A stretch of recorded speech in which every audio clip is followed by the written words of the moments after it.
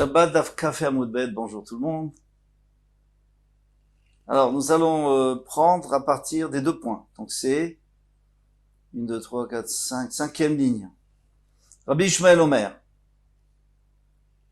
Ishmael a dit qu'on n'a pas d'allumer avec du itran. Itran c'était l'obsolète, c'était les déchets de la gomme, de l'arbre à gomme. Maïtama, quelle est la raison? Amaraba mitor shel chora, parce qu'il y a une mauvaise odeur. Zerachema yanichena veyetse. Il va laisser, il va sortir pour manger autre part. Amarle Avaye lui a dit, veyetse, il a qu'à sortir, qu'est-ce qu'il y a? Il va pas faire un issour d'éteindre. Amarle, il dit, Shanioma, parce que moi je pense qu'il y a de la katnerot bishabat chova. La katnerot, c'est une obligation pour pouvoir manger à la lumière. Maintenant, si tu vas manger dans la nuit, il y aura pas de shalom bait. Rav Nachman bar Zvada, parce qu'il y a des Rav Nachman bar Zvada, V'amrela Amar Rav Nachman bar Rava, il y en a qui c'est pas ça, c'est Rav Nachman bar Rava, Amar Rav, au nom de Rav, Adlakat ner b'Shabbat chova. Allumer les néros de Shabbat, c'est une obligation, mais comme on l'a dit, pour Shalom Bayit, et si on sort, alors on n'a rien gagné, c'est comme si on n'avait pas allumé. Chitzat yadayim v'raglayim v'chamin arvit reshut. Mais maintenant, de se laver les mains, les pieds, avant Shabbat, v'chamin, à l'eau chaude juste avant Shabbat, Reshut, ça c'est facultatif. C'est très bien, mais c'est pas obligatoire. Omer mitzvah, moi je dis que c'est obligatoire. Maï mitzvah, d'où vient cette mitzvah? D'Amar Rabbi Yehuda Amar Rav, kachayam minago, chez Rabbi Yehuda ben Ilaye. Voici le minag de Rabbi Yehuda ben Ilaye. Erev Shabbat, mevim lo arevam leachamin, verochetz panav yadav veraglav. Et on lui a apporté comme un genre de areva, c'est une grand récipient dans lequel on pétrit. Verochetz, alors plein d'eau chaude, verochetz panav yada veraglav. Il se lavait la figure, les pieds et les mains. Au mitatef, et après il s'asseyait, il s'enveloppait, Yoshev, et il s'asseyait, besadinin ametsuyatzim, dans des draps qui avaient des tzitzit sur leur coin. Alors ces draps, qu'est-ce qu'ils avaient de spécial? C'était des draps en lin. Toujours quand on dit sadine, c'est en lin. Ils mettaient en lin. Et les tzitzit, même si on peut les faire en lin, mais le fil de trélette, on est obligé de le faire. Le fil beuvert, il est obligé d'être en laine. Donc ça fait shatnez. C'est pas grave. Pourquoi? Parce que Dafka, la Torah nous dit, l'otil ba shatnez, t'as pas le droit de te vêtir de shatnez. Dilim ta selach, tu devras faire des fils, donc des tzitzit, à l'arba kanfot sous terre, sur les 4 coins de tes habits. Donc d'ici on apprend que la Torah elle-même nous a permis de mettre du shatnez, de mélanger le lin et la laine pour la mitzvah. Vedomé les malach Hashem Tsevakot, et ressembler à un malach. Pourquoi? Parce qu'il était tout vêtu de blanc, comme les malachim, nous on sait, parce qu'il y a écrit Lavush Avadim. Le malach Gabriel, il était habillé en blanc, façon de parler. Mais c'est talmidim, ils avaient pas mis le bleu-vert. Pourquoi? Parce qu'ils disaient qu'on peut pas mettre trélette. On va voir tout de suite pourquoi. Et alors ils cachaient les pans de leurs habits pour pas qu'ils les voient. Amarlehem, bon, à un moment, il a quand même remarqué, Amarlehem, Banaï, mes enfants, Lokachan itilachem. N'est-ce pas comme ça que je vous ai enseigné? Sadin, betzitzit. Que sadin, est-ce qu'on peut mettre un tzitzit? Betchamay potrim. Betchamay, il rentre pas autour des tzitzit, en tout cas de trélette, de mettre du trélette. Betilel mechayvim, et Betilel le permettent. L'alacha que divrei Betilel, l'alacha c'est comme les paroles de Betilel. Donc il faut mettre. Après vous mettez pas.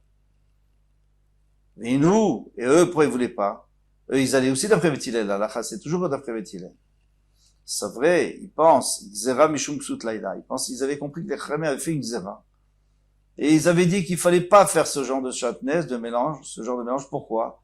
Parce que tant que c'est la journée, il n'y a pas de problème. Mais si quelqu'un maintenant il va utiliser cet habit pour pour la nuit, alors la nuit, c'est sûr qu'il n'y a pas la mitzvah de tzitzit. Revient l'histoire de shatnez. C'est très grave. Donc ils pensaient comme ça. Eh bien non. L'halakha, c'est pas comme ça. En tous les cas, d'après Rabbi Yehuda ben Ilaye, après il faut voir. Vatiznach mishalom nafshi. Nashiti tova. Alors il y a un passage qui nous dit comme ça.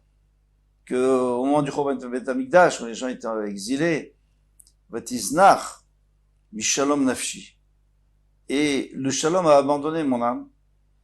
Nashiti Tova. Eh bien, j'ai oublié toutes les bonnes choses. Bon, il y avait tellement de sarot. Maï Vatiznach Mishalom Nafshi. Qu'est-ce que c'est? Que il m'a abandonné le Shalom m'a abandonné. Amarav ve'ava uzvadlakat ner beShabbat. C'est qu'on n'avait même pas les moyens d'allumer le nerf de Shabbat. Donc il n'y aura pas le Shalom. C'est pour ça qu'il dit Mishalom Nafshi. Donc il n'y a pas le Shalom Bayit, on se connaît partout. Après il dit Nashiti Tova, c'est quoi? Que j'ai oublié le bien. Amarav Yomea Betamechatz. On n'avait même pas la possibilité de se laver. On n'avait pas de Betamechatz. On n'avait pas de bain. On n'avait pas les moyens d'aller au bain public. C'est horrible. Je me souviens plus de quelque chose de bien. Amarav Yochanan, Rav Yochanan dit Zur Echitzat Yadayim Veraglaim Bechamim. On pouvait même pas se laver les mains, les pieds dans l'eau chaude. Il n'y avait pas de possibilité. Rav Yitzhak Nafra Amar Zumitana avec l'Imnaim.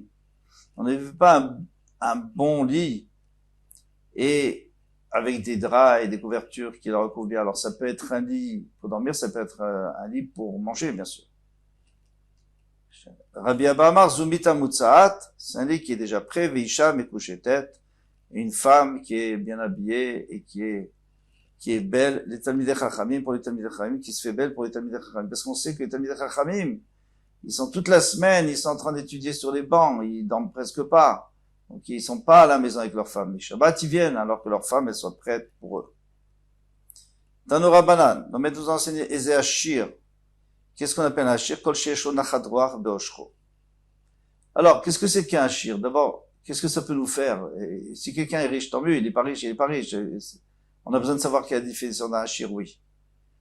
C'est pour, Rachid nous dit, c'est pour savoir jusqu'où il faut travailler. Je vais être riche, c'est-à-dire quoi? Je vais être à l'abri des besoins. Donc, je peux travailler, mais à un moment donné, je dois m'arrêter parce que j'ai suffisamment. Il faut pas exagérer. Il n'y a pas de fin. Ça, c'est la définition de Rashi. Maintenant, le Gaon de Vilna, il dit qu'ici, on parle au niveau spirituel, au niveau de la Torah, on va tout expliquer. Alors, quelle est la réponse? Kol shieshlo nachad ruach beoshcho. Tout celui qui est content de ce qu'il a. C'est un peu à sa mère Bechelko. Si quelqu'un il a besoin de plus, alors il faut qu'il ait un peu plus. Il est moins. L'essentiel, c'est que lui, il soit content. C'est ça, la chiout. Qu'est-ce qu'on appelle la richesse? C'est quelqu'un qui est à l'abri, il n'a pas de problème, il a suffisamment pour vivre. Il y en a qui ont besoin très peu. Ça, c'est les paroles de Rabbi Meir. Mais le Gaon de Vilna, il dit oui. Ici, on parle de la Torah à quelqu'un qui étudie ce qu'il veut. C'est ça, c'est ce qu'on dit qu'il est nachadroach. Il est nachadroach parce qu'il étudie ce qu'il veut, donc il est content. Il apprend ce qui lui fait plaisir. Ça s'appelle Mashelibo Chafetz. Maintenant, le siman ici. Le siman, on est en train de mettre un signe. Les initiales, mais souvent, les initiales, c'est pas le premier, ça peut être la deuxième lettre aussi. Mais ici, on va mettre les signes, on aurait dû le mettre avant. Il est un peu décalé, puisque dans le signe, il y a même tête, donc Rabbi Meir, Rabbi Tarfon, Kouf, Rabbi Akiva, et Samer, ça va être Rabbi aussi. Donc ça va pas être le début des lettres, des mots. Alors on commence par Rabbi Tarfon. Rabbi Meir, on a déjà dit, Rabbi Tarfon Omer, Kosheshlo Mea Kramim, quelqu'un qui a au moins 100 vignes. Mea Sadot et 100 champs. Mea Vadim et 100 serviteurs qui travaillent dans ces champs. Shovdim Bahem qui travaillent dans ces champs. Alors celui-là, il est à l'abri de n'importe quoi. Il aura toujours suffisamment à vivre. Même si le prix du blé baisse. Très bien. Ça c'est d'après ça c'est d'après le Rashi. Maintenant d'après le Gaon, qu'est-ce qu'on vient nous dire ici? Alors le Gaon, il vient nous dire un grand chidouche. Il vient nous dire que les champs, c'est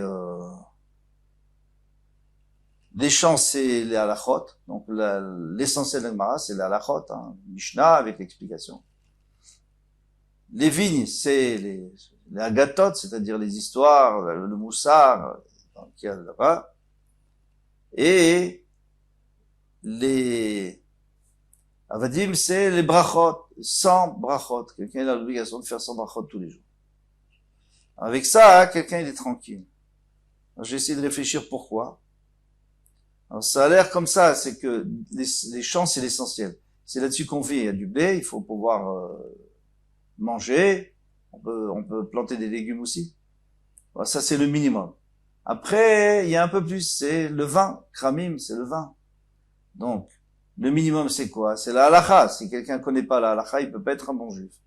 Après, il y a la gata. Donc, là, on voit des histoires et comment il faut se conduire, etc. C'est très important, mais ça vient en deuxième position. Et en troisième position, c'est, ou peut-être en première, hein, c'est les avadim. Les avadim, c'est quoi? C'est ceux qui nous assurent qu'on aura toujours quelque chose à manger. Bien ici, les avadim, c'est les brachot. Parce que les 100 brachot, on sait que celui qui a 100 brachot, qui fait 100 brachot tous les jours, il sera protégé. Comme au temps de David Ameller, ils ont été protégés de l'épidémie. Grâce aux 100 brachot. Rabbi Akiva Omer Kol Sheyesh Lo Ishana. Rabbi Akiva, il dit, tout celui qui a une femme qui est belle, Bemaasim, dans les actes. C'est-à-dire, elle a des bonnes midotes, et elle fait des actes comme elle se conduit comme il faut. Eh bien là, Rashi, il dit comme le Gaon de Vilna cette fois. Tout le monde parle du spirituel. Rabbi aussi. Maintenant que Rabbi aussi, qu'est-ce qu'il dit? Eh bien, Kol Sheyesh Lo Betaki, c'est Samor Shulchan. Celui qui a un toilette juste à côté. Avant, c'était rare, hein. Avant, il fallait aller dans les champs, sauf quelqu'un qui était riche. Pas loin de sa table. Pourquoi? Parce qu'avant de manger, il faut toujours voir si on n'a pas besoin, sinon c'est mauvais pour la santé.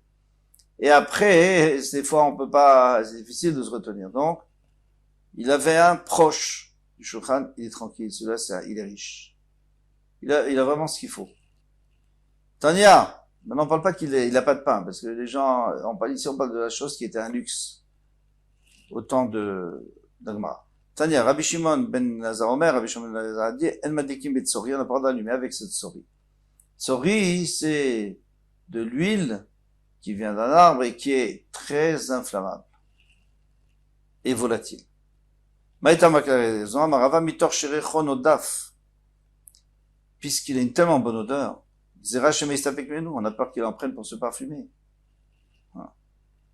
Et alors, s'il en prend de l'huile, il va diminuer le temps de l'allumage, donc ça s'appelle éteindre. Amarle Abaye lui dit, mais Lema, mais dis, tu as une meilleure raison que ça. C'est quoi? C'est que c'est dangereux. Lema, mon maître, parce qu'il est volatile, il s'envole, il est volatile, et puis après, ça prend feu, et ça peut prendre feu dans toute la maison. Alors, il dit, oui, bien sûr, c'est ce que je voulais dire, ça c'est sûr, c'est parce qu'il est volatile. Chada, ça c'est déjà le premièrement. Veod, deuxièmement, Kaama, Chada, je vais vous le dire un deuxième, Mipne Sheu Af. Pardon, Veod Xera Sheme Istapek. Excusez-moi, je reprends. Chada Veod Kaama. Alors, en haut, Chada Veod Kaama. Il a dit un, et il a rajouté une deuxième raison. Chada Mipne Sheu Af. La première raison, c'est parce que il est volatile. Veod, et encore deuxième raison, Xera Shema Istapek Mimenu, point final. Voilà. On a fini ce Hamoud. Bezrat Hashem, à demain.